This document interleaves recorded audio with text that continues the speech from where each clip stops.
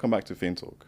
In today's episode, we're challenging the outdated view that CFOs are glorified bookkeepers, and we're highlighting that finance leaders have the power to transform, lead, and organize organizations for success. Our guest today is a CFO with 20 years of experience, both in Europe and in the Middle East, and most recently at NEOM. Andrew Timlin. Hey Andy, how are you? Hi Ivan, I'm doing well, thank you. How are you? Thanks for having me. It's a pleasure to have you here. You have a really interesting background, and let's kickstart with a little bit of introductions. Tell me about yourself. Who's Andy? What do you do, and how'd you get to where you are today? Of course. So I'm a chartered accountant to trade. So I went to university, studied accountancy, and then went on to do my trainee programme. I was most interested in accountancy because I saw it as a real business qualification. So at the time I was looking to start my career, probably half the boards of the FTSE 100 companies were made up of chartered accountants. So it seemed a great way to get in, learn a really valuable skill set, and then deploy that across multiple companies. My initial entry was the same as most people into accountancy. So I did a 3-year traineeship where you have to go around the different specialisms like tax, accounting and audit. Once I qualified, I quickly moved on into industry because that's where I saw I would add most value. So I did a couple of roles in the UK, and then I was lucky to get a role that allowed me to travel internationally, which was a great education, sitting alongside the academics of university and the trainee programme. You then moved to a company, an engineering company actually, that had about 20 business units all throughout the world. There, the challenge was influencing people to do what you wanted them to do, which was very different in different countries like Mexico, China, South Africa, Denmark, Spain, etc. So that was a really interesting way to sort of round out my education about how do you actually become effective in organisations and not just a technical expert. From there, I moved into sort of various roles. The common theme was really around sort of business partnering, working with C-suite executives or managing directors, really to help them drive commercial performance whilst ensuring the highest standards of governance, making sure that the accounts would pass an audit and so on. But what I really enjoy is the business partnering, the FP&A side, and that's where I've seen the real success in my career, which moved me through a couple of different organisations, ultimately, as you say, joining NEOM about 3 years ago, where I had a great time. I mentioned in the introduction that you had experience across Europe and the Middle East, but of course you've just mentioned quite a few other locations too. Across these different locations, of course most recently being the Middle East, what's the main difference in terms of how finance leadership is taken? I would say in the UK, the model is a little more mature. And I don't mean that in a disrespectful way to the other countries I've been to, but the position of the CFO in the UK is traditionally seen as the right hand of the CEO or the managing director, depending on what level you are in the organisation. They seem more open to having you have a seat at their table, if you like. My reflection in the Middle East is that it's still more geared towards governance and controllership, rather than being seen as someone that can add a lot of value strategically or commercially. I think that's evolving, but still a little bit to go. I would also say some of the system transformations have happened earlier in the UK and Europe than I've seen here, but again, people are catching up. And when it comes to these systems and transformations, is that something that, as a CFO, you try and take forward with the new organizations that you're with? Very much so. I think just now is probably the best time in my career to be looking at finance transformation, and I think that includes systems but also people. I think people are sometimes forgotten about when it comes to transforming a finance department. My experience is that you can have the best systems in the world, but if you're not coaching and developing your team to be able to utilise them, then you're not going to get the optimal outcomes. I think some of the digital advances we're seeing is really benefiting how quickly and how effective you can be with finance transformation. So most of my career, finance transformation at large organisations centred around a huge SAP or Oracle implementation that was very expensive, very time consuming, and they developed the sort of the waterfall methodology where you hope your 18 months of work will lead to a successful go live of the system. So there's a huge amount of risk placed in that. Whereas now, I think there's a lot better options to look at more agile ways of working where you can see benefits every week rather than waiting to the end. So you're really de-risking it. And also some of the tools around automation and artificial intelligence are a lot cheaper than some of the alternatives we've seen in the past. So I think this is an amazing time to be looking at the finance transformation from a technology, but as importantly, a people side. The way that you've positioned everything that you've just explained, it wasn't just about the technical capabilities of a CFO. It was primarily around the emotional intelligence that a CFO needs to have in today's day and age. It's the ability to deal with people, optimize how they work, and then providing them with the tools to be able to use AI in a way that is efficient for the business and not just saying, yes, we use AI. When it comes to myths around finance and being a CFO, is there anything specific that you think should be debunked? My reflection is that a lot of people think the CFO is just there to say no. They always see them as the negative force, the one that tells you can't take that flight or you can't have that engagement with a client. Whereas I think CFOs are part of the C-suite team that are there to drive strategic performance and really optimize shareholder value. So I think that would be one that would debunk. Now, it doesn't mean you say yes to everything, but I think when you say no, it's no and or no but. Why don't we try this track? I as a CFO, I'm really there to support my business and my colleagues. And the way I look at it is to challenge and support. And I think that's important at the board table or the exco table, is that everyone challenges in the correct way to get the optimal outcome, and then we jointly go and we execute in the plan. I love the way that you put it, because it highlights that the CFO isn't just someone that says no and just tries and cut costs. That's not quite the case, isn't it? No, but that's the stereotype, I think, that's been applied to some CFOs, and maybe it's merited with some. But I think the forward-looking CFOs know that they're there to help drive performance and drive the strategy and can play a huge role in that. When it comes to regional differences, you mentioned at the very beginning that CFOs in the Middle East are usually seen as cost controllers, compliance officers, almost. Why do you think that's the case? So I think that's certainly what I've seen. I'm not saying that's it's for every organisation. I've seen it too. Yeah, okay, So yeah. So I think so, and certainly we see some jobs advertised. It's very much about governance, control, and all of that's hugely important. I see that as the foundation of a CFO. So the sort of business partnering, the FP&A, the strategic work I talked about has to be placed on top of that foundation. That's your day job. You must make sure that that's correct, because it's hugely important. I think the regulations in GCC are still forming. I think in the Middle East in general, the penalties for falling foul are huge. So I think that's why people over-index on the controllership side of things, and that's where the CFO's attention gets drawn to.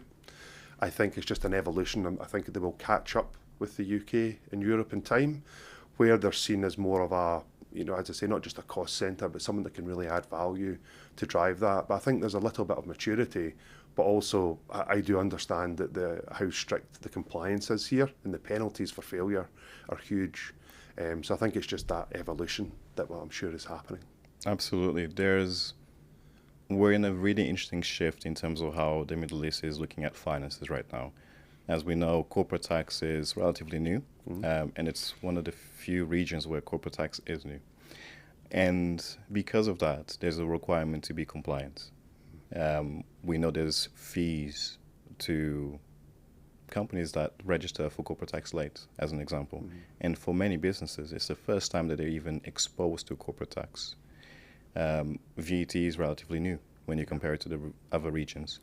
And when it comes to pulling it all together, it's quite demanding for a business to go through this change if they don't have the right knowledge, the right tools, the right capacity, the right people.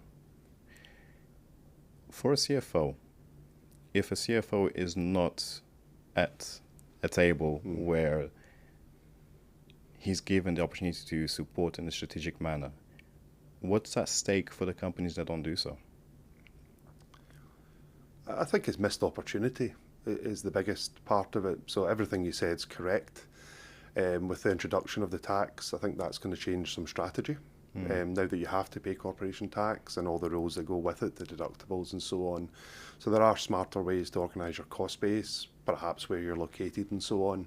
And I think the CFOs can bring a unique angle to that to try and optimise. But more generally, for me, the CFO is where a lot of different things come together. So at the organisations I've worked at, they ran January to December years. Every spring, we would do what we call strategy planning, where you look out 5 years and say, okay, where do we want to be at a high level? What products and services will we sell? What regions do we want to sell into? Who are our competitors? I work for software companies, so what is our product roadmap? Why do we believe our products are compelling and differentiated and that they're going to win in the market? And then that then translates in the autumn into a detailed budget for the next year. And that becomes the playbook. And that's how you bring together HR, sales, marketing. Everyone gets round the table and says, okay, next year we know we have revenue targets, we know we have profit targets. How are we going to disseminate that across the organisation? So that's where you would get the revenue targets. We would then give sales targets to each of our sales reps. A marketing budget would be allocated, the headcount would be allocated, and then we'll monitor it monthly to make sure we're delivering. And I think the CFO is a unique position to be able to bring all of these together to create a playbook that means we're going to win.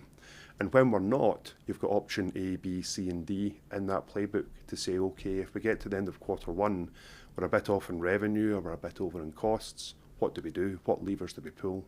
And I think, again, the CFO working across the business and being heavily embedded within the business to understand the dynamics is uniquely placed to have that sort of strategic playbook. That means, because things don't always go to plan, well, what are we going to do about it? And how quickly can we do it to make sure we can impact the numbers for the following year? I'm a big fan of automation, systemization of processes, and every organization I've been part of, I always ask, do we have a playbook in place? Mm-hmm. That's always the first question that I ask. When it comes to these playbooks, do you have a specific system in place, both in terms of how you build it, how you get the data required to be able to build it, and then how you deliver it? That varies by organisation. So part of my background was in retail banking, and that's actually a very data-rich environment. So that's it would be your paradise. In terms of your own data, your customer data, your competitor data is very public. So in terms of amassing data there is pretty easy, pretty effective. I won't go into too much detail about how we then do pricing and so on, but if you have 15 million customers and you can see every transaction they do, it gives you real insight around what they're doing. You then have economic data, so retail banking is not hugely difficult to plan for. If there's going to be a recession, if people are going to lose their jobs, you probably want to pull in lending a little. If it's going the opposite direction, you'll want to expand. So having that data in that environment is hugely powerful, particularly in a very competitive market. For other companies like software, it's a little different. So you have to bespoke it for what you're looking at. But the common themes are still the same. It's what's our pricing, what's our market position, how competitive are we relative to the competition, obviously. So I think it's pulling all that together and then formulating a plan that we believe we can win. And the big trick, and this is where the CFO can come in, is then making sure you execute it. Because it's sometimes easy to make these plans, they get put in a drawer, things move on, and the accountability doesn't always follow. So I think a big part of it is having the governance structure in place, be that monthly reviews, be it weekly reviews, different governance forums, like, for example, an investment committee that you have to come to before you deploy capital. You'll have weekly sales meetings to look at a CRM system like Salesforce to say, do we have the pipeline we're expecting? If not, what are we doing about it?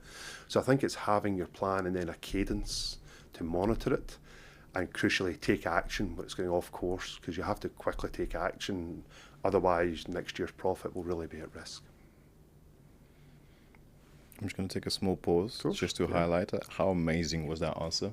Like, I don't know about you guys, but for me, I'm just like, wow, that was a Is this great what you're answer. looking for? Yeah. It's Yeah. beautiful. It's just like just said so many things are just like so powerful. That's really Thank you. good. Yeah. Just sorry, It's, I had to stop and just give you some props yeah. there. That's awesome. Thank you. When it comes to being able to build out these playbooks, get all the relevant parties in place, as well as the information necessary, it is a requirement for the CFO to be seen as a strategic value add individual, or the CFO office and the team. Have you ever been in a position where the CFO role wasn't necessarily seen as a value add or strategic CFO? I have. I won't name names or the organisation, but there are people I think that feel your role, as you mentioned at the beginning, is you just do the books. Okay, if we need anything, we'll come to you. If we need an expense report, I'll give you a call.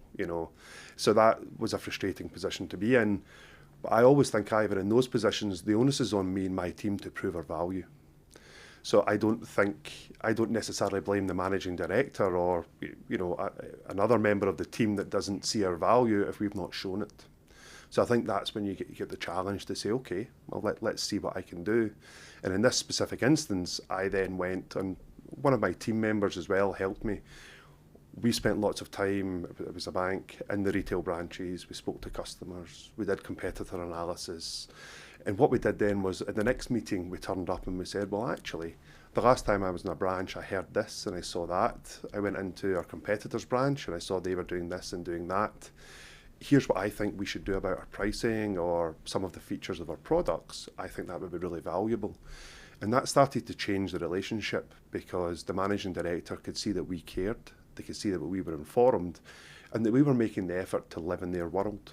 So we weren't sitting in an ivory tower surrounded by accountants. We were out learning about the business, getting insights, sometimes getting things wrong, but more importantly, just showing the effort to say, no, we're here to support you. We want to learn your business, learn about your customers, and we want to just help. And over time, that approach really worked for me in changing that relationship to getting a seat at the table and becoming, a trusted advisor. And that's so crucial when it comes to the development of any corporate entity. Yes, you need to have your compliance in place. You need to have your financial fundamentals in place as well. But what next? And then how do you do the what next? And without a CFO that has that strategic mindset, that curiosity to go in and find out what's working, what's not working, the even better ifs, that's what really becomes a challenge. So just the way that you tackle that example, without naming names, was really insightful. But what happens if you don't do it, right? If you just become, or you remain, not saying you specifically, Andy, but if you're a CFO that doesn't go above and beyond your business, it doesn't have the curiosity to look into the even better ifs, what's the risk for the companies? As I say, I think it's wasted opportunity. I think, the right CFO with the right background can come in and really add that value. If not, they'll default back to the role of a controller. And that has its merits, as we talked about. You need to have the governance, particularly in regulated businesses. You need to have clean audit reports. You've got all the stakeholders that want to see the audited accounts being clean and give the information to your bankers and so on. But I think it's missed opportunity. And certainly for me, it's not a job I think I particularly enjoy. I think, I come into this to really help drive businesses and drive them forward. And I think if you're not stepping up and showing your value and ultimately adding that value, then you're selling yourself short. And that directly impacts your team as well, because if you as a CFO, you're not enjoying the work that you're doing, you're not enjoying the growth that the business is going through, then you will be unmotivated to push things forward. What about when it comes to the team? If the team is stuck in a role which is reactive as opposed to, leading the charge, for lack of a better word, what happens to the team, and then how do you save them from themselves? Yeah, it's a really excellent point. I've seen many instances of team members that felt they were missold jobs. So typically, again, I've generally worked for large organisations, and the prerequisite is that you have to be a qualified accountant to get a job. So if we're advertising, say, for a finance business partner or a controller, we'll interview them and we'll say, yeah, we need you to come in, you're going to help the business, you're going to drive it forward, it's going to be a meaningful career for you, we're going to give you career opportunities. You really sell the job. And then sometimes the reality is that they come in, you've got systems that don't talk to each other. So there's a lot of manual work to move data around, mainly through Excel, which is a 1990s tool. They don't get the time then to spend in the FP&A activities because most of their time's consumed doing the controller role, often manually. Given the nature of manual work, there's often mistakes, and no one comes to work in the morning wanting to make a mistake, so that doesn't do much for their self-esteem. So generally speaking, you start to lose these people to other organisations. Also, these are very expensive resources. So a qualified accountant in any part of the world will earn good money. So again, you're not doing a good service to your shareholders if you're not optimising this resource and you're not helping their careers. And I think you've got a duty as a manager to help develop the careers. So yeah, I've never seen it end well if you just sort of, you miss-sell a job and then someone comes in, they're stuck manually moving data around. At some point, they'll leave. And I'd actually be more worried if they stayed, because that's not the job these people are capable of doing. And with today, we're in a world where AI it's not just a buzzword, it's something that we use on a daily basis. Although a lot of people use ChatGPT to just rewrite emails, there's a lot more to AI besides that. Yeah. Let's talk about that specifically.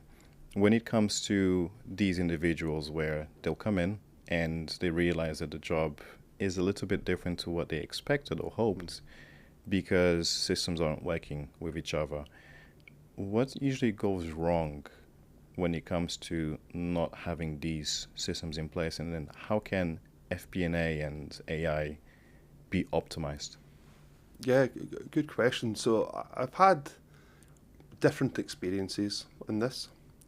So automation, I think, that's the most success I've had in transformation in finance is around automation. As I mentioned, I supported software companies, so I was lucky that I could tap into that expertise to help automate and drive change in finance, because I really align with the way they do this in an agile manner. What kind of automations are you talking about specifically? At one organisation, there was a lot of manual journals that had to be done and uploaded into our main accounting package. The companies, it was a portfolio role I had, and all of the companies had been acquired and they had their own systems, and some of them weren't very effective. So what my team had to do was extract data from various systems and documents, create manual journals in a spreadsheet and upload them. So we had great success in a matter of weeks by using optical character recognition. So if you get standard invoices or statements of account, you can quickly teach the computer to look at certain fields, extract the data and populate it into Excel. And we also use tools like UiPath around automating manual or routines, if you like, something that's very consistent time after time. So we started to automate these, and within a couple of weeks, people were getting about a working day back a week. The error rate went down to almost zero.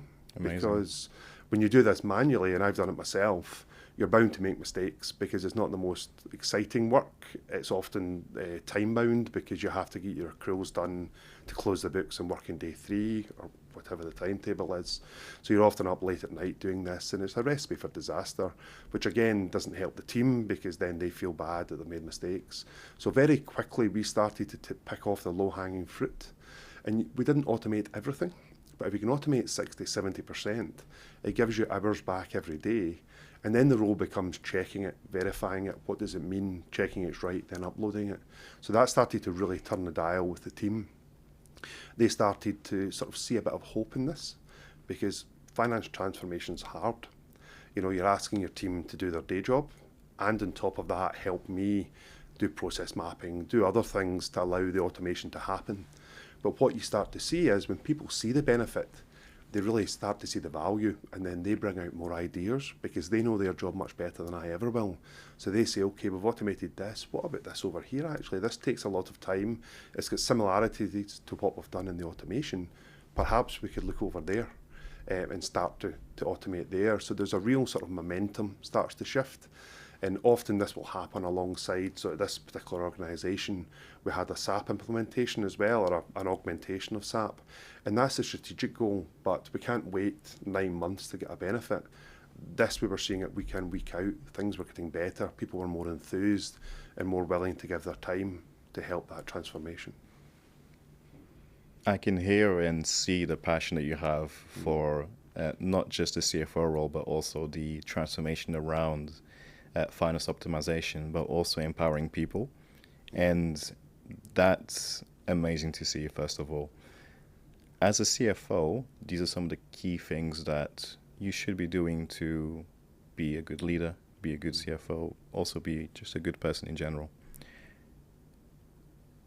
In your view, what are the main functions and responsibilities of a strategic CFO?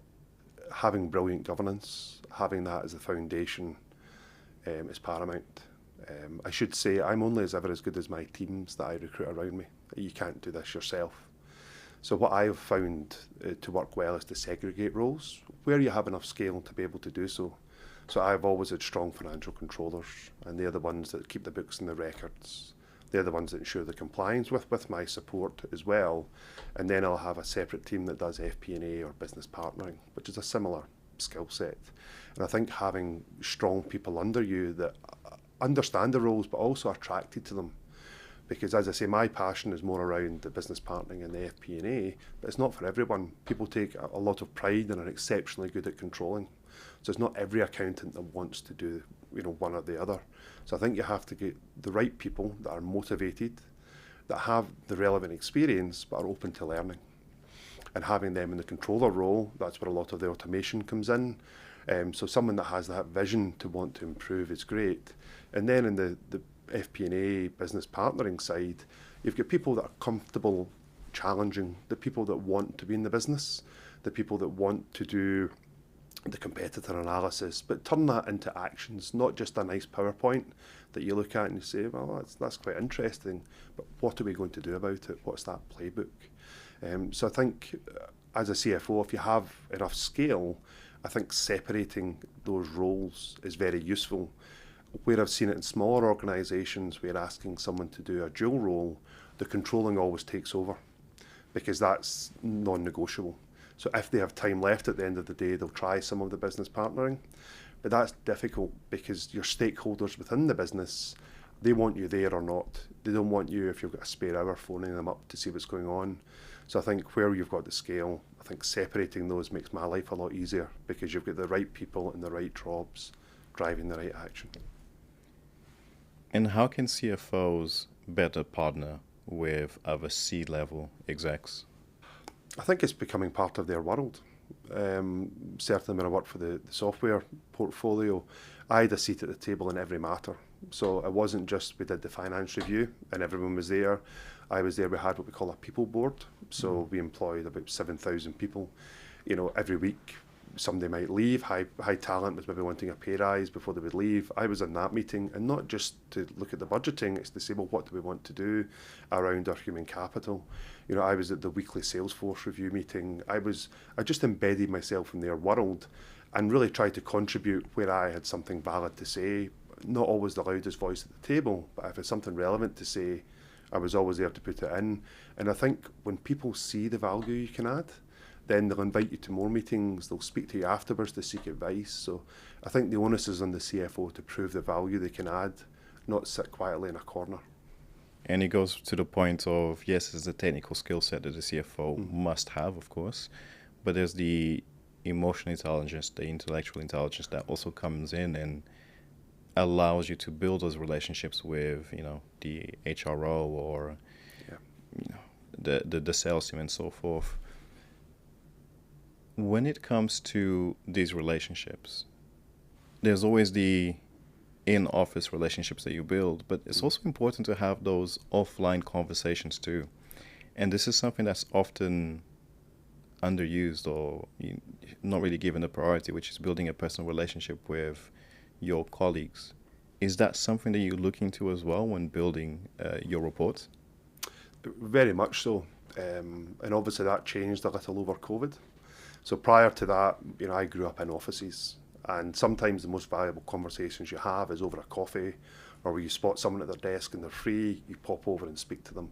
And I think that's where some of the best ideas between us as a team we've got from that. So I think that in-person human contact, and not just about business, but about showing an interest in the person and their life, offering to help where you can, is really, really powerful in building that trust. And then you'll find the other conversations start to flow, and sometimes that's where the magic is. It's not only just the formal meetings that you're in. I think now the world's become more remote, that's a little trickier. So I think we need to find a way to try and replicate that in office. As I say, the 5-minute conversation you have because someone happened to be free. I think if we could find a way to do that online, where that's applicable in the workplace, that would be very powerful. I want to take things back up a level to the CFO and the CEO relationship, because one of the things that you've mentioned is, yes, you have the CEO or managing partner, director, and traditionally the CFO is the right-hand man. What happens when that relationship isn't necessarily going as well? Is it a case where the CFO needs to figure out what's happening in terms of, does the CEO not necessarily know what information he wants, or the company strategy isn't necessarily aligned? How exactly would a CFO navigate that situation? Yeah, and listen, I've experienced that. I've seen it for some of my superiors where it doesn't go well. And I think you have to understand the cause of that.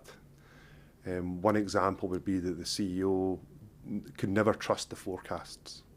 So I think the finance function, due to some pressure, were always overly optimistic about where they're going to be. And they would communicate that almost as not fact, because forecasts are just an opinion, but they'd sort of give a high level of confidence around it. And he would, the CEO would then communicate that to the board, and we constantly missed the forecasts. And, the CEO, quite rightly at that stage, is like, well, I can't really trust what's coming from you. So I think at that point, the finance team get back together and we said, okay, well, what are we going to do about it? How can we improve the data we're using, the various insights, to then be able to improve the level of forecasting to, my target's always plus or minus 2%, some are plus or minus 5%. So I think there we got a little more realistic, a little more conservative, which, the profit number that we're forecasting went down, but at least you could rely on it, because I think consistency for a CEO and the board's ability to trust what he's saying is huge, because otherwise it's him that's getting embarrassed because we're feeding him the wrong numbers. So I think you have to reflect as a CFO on, well, what is the root cause of this? And then have the difficult conversation and continue to sort of almost over-communicate to say, right, we've recognised that something's not working for you. Here's what we're going to do about it. Here's a timetable to implement it. You will see better results. Just sort of bear with us until we get up there. So I think it's sort of, depending on what the issue is, it's really facing into it, really reflecting, and then saying, okay, well, how can we work together to improve this? And often it's not just a finance issue. Finance get inputs from sales, they get inputs from HR, they get inputs from everyone else that we then bring together in the model, and then out pops the financial forecast. So it's really doing a root cause analysis to say, right, well, what's not working here? And how can we make the CEO believe us more, or how can we inspire more confidence by forecasting figures and then hitting them? When it comes to identifying that root cause, let's say, for example, the forecasts that you're getting from sales is not necessarily grounded in good quality data, or the information you're getting from other departments, operations, or the headcount are not necessarily accurate. And you know for a fact that across these 2 or 3 pillars that you're communicating with, the data isn't quite right. How do you tackle that? Because it's an element where you need to not just fix the problem, but also make sure that you clarify that needs to be sorted, and maybe it's something that they don't even realize that is a problem. Yeah, you have to do it sensitively, because you need to maintain good relationships with all the management team. I mean, if we take sales, for example, increasingly there's more and more data available. So with the adoption of things like Salesforce and CRMs, you can start to get trends, and you can quite quickly analyse the sort of the sales funnel, if you like. So if we get $100 of leads in, what actually churns out to revenue? So I think there's two ways I've gone about it. Is one, just showing the facts and saying, look, for the last 6 months, this is the trend, is that we've always been too optimistic with what we think are leads. And as it moves through the sales funnel, will actually turn into revenue, and how quickly it will turn into revenue. I think that's something particularly in this region, is that there's a long lead time in sales. So you have to sort of get the metrics right, and then you can forecast better. The other one's to have an honest conversation with your colleagues and say, look, none of us are looking good just now. I know you're really enthusiastic. I know you want to get the sales and you want to generate the revenue, but ultimately this is the problem it's having by being too overly optimistic. Your reputation's going down. Mine is as a finance lead. How can we work together to message this better? So I think a combination of the data, but then an honest conversation to try and align on incentives really around, ultimately a sales director isn't going to last long if they keep over-promising and under-delivering. So I think a combination of the two, with the data being very powerful, because you can't really argue with that. So we've just gone through a little bit of a journey where we spoke about when things are going well, and then when you realize that the data that's coming in from the sales department isn't quite right, and then how you handle that from a technical standpoint in terms of the data needs to be of a certain quality, but also the personal standpoint, which is we're not looking good here, and we need to collaboratively figure out how we make sure that we're providing the value that we need to be providing. When it comes to AI, is there a specific section or segment within the finance function that you think it's an absolute game changer? Yes, I must admit, I've worked in software. There's a very broad definition of AI and what people mean by it. It seems to cover everything but nothing at the same time. As I mentioned earlier, automation has been the most powerful tool that I've seen so far. And I think many organisations should just start there. So if you've got disparate systems, if you're heavily using Excel, then that's prime for automation. So I see it as a spectrum, almost a continuum. So I think go after the low-hanging fruit just now. When it comes to AI, I encourage all my team to use ChatGPT. It's $1 a day if you pay for it, next to nothing, and all the insights you can have at your fingertips. So again, if you're doing competitor analysis, if you're looking at the landscape, it's so easy to get, it's almost free, right? We used to pay consultants to do that for us. Now you can get it done really cheaply. AI, I think it'll be interesting to see where it goes.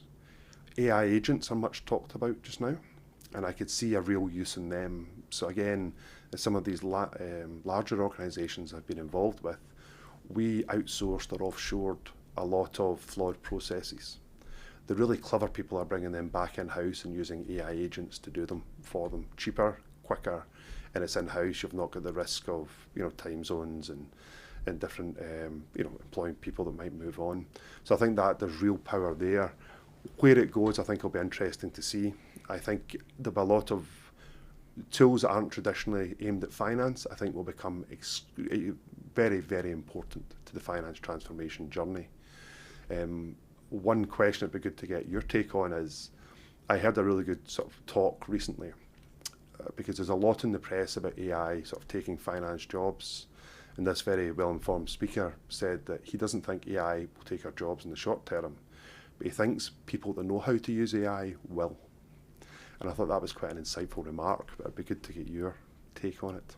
Sure, I'm usually the one that asks the questions, but it's good to be asked the question too here. I completely agree. It comes down to finance is split across different functions or sub-functions of it. There's the accounts payable, accounts receivable, record to report, P2P, procure to pay, tax efficiency and tax management / compliance, FP&A, and all sorts of these. Each one of them has its own process. Each process will have 2, maybe 3 different tools, or if you're a little bit more advanced, you may have a single tool per module or for the entire function. But there's people behind it at all times. And the people are the real assets, because if you don't have the right person in the right place, you won't be able to do what you need to do. Now, if you have the right person in the right place with the right tool, let's say, for example, ChatGPT, to be able to streamline certain rationales, or different automation tools like N8N, for example, which allows you to build workflows without using code. These are the individuals that will 10x their output at the same or very similar cost to what they are today from an organizational standpoint. And that's what moves the needle across the finance function. One of the main things that we do, Finalytics, is we look at the world on an as-is basis. So we look at an entity, we identify what's working well, what's not working well, the even better ifs, and we map out and re-engineer processes in a way where they focused around two main things. What didn't work well, and the even better ifs. What works well is great, and we'll try and optimize where we can, but being able to fix the what's not working well and implementing tools to do the even better ifs, primarily, of course, automation and AI powered, is what's going to make, an amazing, or provide an amazing result. So I'm absolutely with that statement, which is AI is not going to take your job. People that use AI really well will probably take 2 or 3 jobs. Yeah. Right? And that's an interesting one. Do you feel that AI would take the CFO job at some point?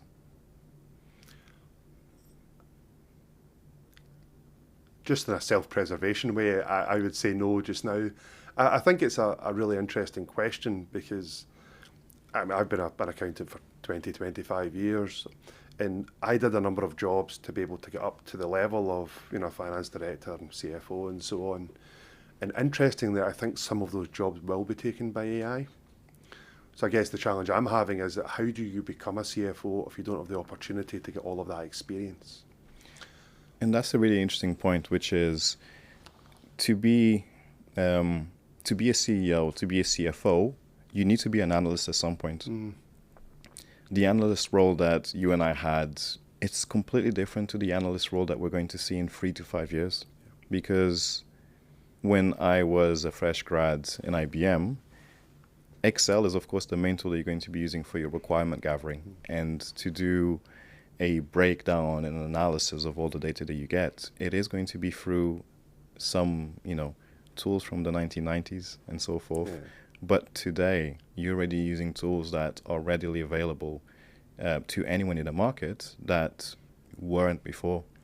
You mentioned UiPath earlier, and I actually did a certification and I did an implementation of UiPath at a client.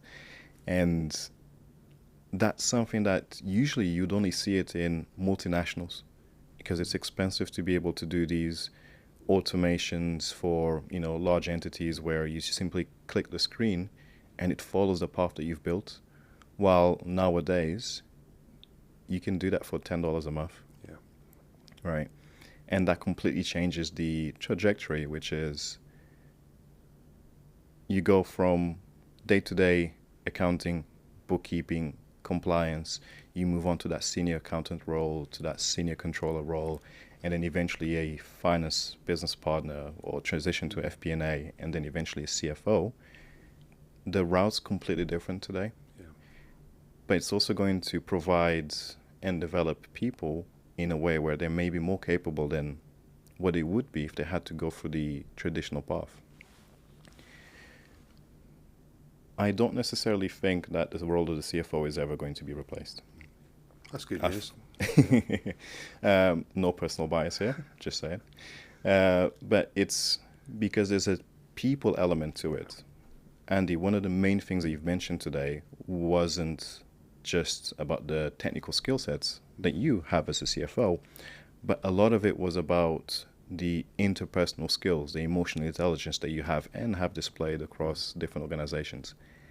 That's what makes the difference between a CFO and a strategic CFO, in my opinion, which is, yes, you have all the relevant technical skill sets, the compliance, the segmentation of teams, and being able to manage these people. But then how do you bring the best out of each one of them individually? How do you get the best out of the team? And then how do you put the different tools in place to get the best possible result from them as well? Great. And honestly, I have to commend you for that, because every single time you're given an example of it, it just sounds amazing. You have such amazing experience, and the personal sides of things that, just how you deal with people is generally a difference maker when it comes to a good CFO. Most people, when they're in the CFO role, they're just boring finance, number-centric people that don't care about the business growth, and they don't really care about the people that are working for them. And when you're in a team or in a business where it's not a healthy environment, it's not a place where you want to go to work on a Monday, what you're going to do, you're going to leave, right? And you're going to leave, and you're going to take all the skills with you. The business is going to struggle, because all of a sudden, you didn't just lose a person, an FTE, you also lost the relevant skills, the knowledge, all the Excel dumps that were in a shared folder that wasn't really shared. And that's what makes a difference, having a right CFO, which is, Andy, exactly where you are. So got to commend you for that. Thanks. Yeah. We've spoken a lot about the journey of a CFO, both in terms of when you're doing a finance transformation, when you're doing the changes in management of a team. If there's one piece of advice that you'd have for a CFO, so something for them to always remember, what would it be? I'll go for two, if that's okay, Ivan. Please. I'll be greedy. I think one, we've talked a lot about technology. So I think it's about being curious and looking outside what would be seen as the traditional finance tech. So, all the big brand names, SAP, Oracle, and so on. I think it's really trying to be inquisitive about what other technologies out there that could really help my team and help me do my job better. I think there's a world of it now, and it's evolving every week. So I think really keep an eye on technology, be inquisitive, and take some chances. As you mentioned, a lot of this isn't expensive now, so you can afford to make mistakes with a couple of $1,000s. If it doesn't work out, you've not lost a lot. But if it does, then you can really rapidly increase the level of change. The second would be around recruitment. It's interesting, particularly in the region, often job adverts will be, you need 15 years experience in this industry, at this level, doing this job. And I think the risk there is that you're just getting the same people doing the same things. I think when you're recruiting people, you should be as interested in what's their approach to risk, what's their approach to change, how do they view technology, what have they done maybe at a slightly different organisation that worked really well for them that they could come and implement here. So I think when you're looking for candidates, don't always just look for carbon copies of what you've had before. Look for people that are inquisitive, that have maybe seen change done a different way and want to bring that perspective to your organisation. I'm going to be cheeky and add a third one in. Go for it. You could add one. I'm going to add one as well. You've mentioned people. You've mentioned technology. I'm going to mention processes, because that's what people will follow. Yeah. And it goes back to the playbook that you've mentioned, which is a person will open, let's say, a physical playbook, and they will look into, how do I do A? What's the expected output? And then figuring out how to optimize it. And one of the main things that a lot of organizations don't do is process re-engineering and doing an internal audit of their ways of working. And having that in place, as well as all the tools that you've mentioned and the right people that you've mentioned as well, makes a world of a difference. Yeah, good point. Yeah. Definitely. You added one. I had to add another one. Quite right. For someone or a business that wants to improve their finance function, where do you think they should start? That's a good point. I think with people. So I think if you're looking to improve it, do you have the right leadership team in finance that has the vision and the capability to drive that forward? I think they should reflect on how they view finance. So again, if they've been a little more traditional and they've just seen it as controllership, then I think they have to reevaluate what finance can bring, really. I personally think it's quite an easy business case. I think if you can get the right people in with the right tools and processes, as you say, you can rapidly see a difference. So I think there'll be a bit of reflection about why haven't they maybe given finance a full seat at the table yet? And then really, what are they wanting from it? What are their peers doing in the industry? What are the those that are world class? How do they view finance? And it's not just as a cost centre. So I think there's a bit of reflection on that journey, and then really reaching out to people like yourself to say, okay, well, what's the art of the possible here? How can I start to dip my toe in the water? before I really jump into this and move forward. So I think, yeah, there's a bit of reflection around what's their ambition as an organisation and what would finance have to look like to support that ambition and to drive it to execution. Amazing. For people that want to reach out to you, pick your brain, and absolutely get him a seat at the table, what's the best way to reach out to you? LinkedIn's the best. Yeah, I'm not in any other social medias, so LinkedIn is the best way to find me there. Yeah. Perfect. I'll make sure to add a link of your LinkedIn in the descriptions as well. Thank you. Andy, this was amazing. You have such a fantastic brain, an amazing amount of experience, and I absolutely love your approach to the people, the technology, and the way that you look at the CFO role. So I really appreciate your time. This was amazing. Right. Thank you very much. Cool. Awesome. Thank you. Cheers. Cheers, mate.